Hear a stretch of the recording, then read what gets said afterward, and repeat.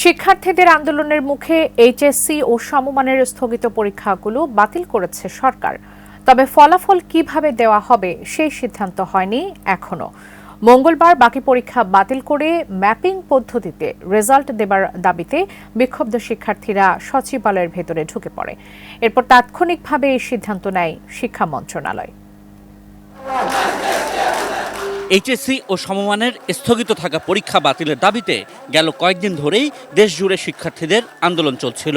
এর পরিপ্রেক্ষিতেই মঙ্গলবার সচিবালয়ে শিক্ষা উপদেষ্টার সঙ্গে বোর্ড প্রধানদের সভায় সিদ্ধান্ত হয় স্থগিত পরীক্ষাগুলো 2 সপ্তাহ পরে হবে, আর 100 নম্বরের পরিবর্তে বাকি পরীক্ষাগুলো 50 নম্বরের ওপর হবে।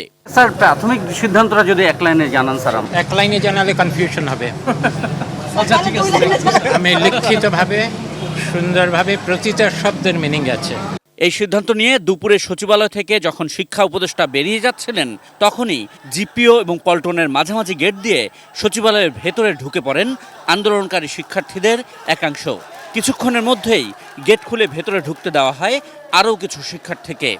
আন্দোলনকারী পরীক্ষার্থীরা শিক্ষা মন্ত্রণালয়ের ভবনের নিচে বসে পরীক্ষা বাতিলের দাবি জানাতে 1 ঘন্টার সময় বেঁধে দিয়ে আলটিমেটাম দেয়। যদি আমাদের পক্ষে ফলাফল না আসে ততক্ষণ পর্যন্ত আমরা এখানে আমাদের আন্দোলন চালিয়ে যাব।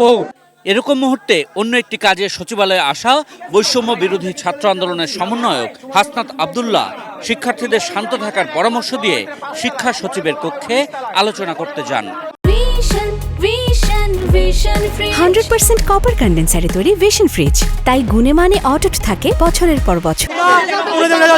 এবং সবাই পাস করি, যারা আহত হয়েছে সবার চিকিৎসা চাই। আমরা অনেকে বলেছিল যে অটো পাসের দাবিতে আমরা অটো পাস চাই না, এবং আমরা সাবজেক্ট ম্যাপিং এর মাধ্যমে, অর্থাৎ যে সাবজেক্ট ম্যাপিংটা হয়তো আগেও হয়েছে, আমরা এই সাবজেক্ট ম্যাপিং এর মাধ্যমে আমরা ফলাফলটা চাই।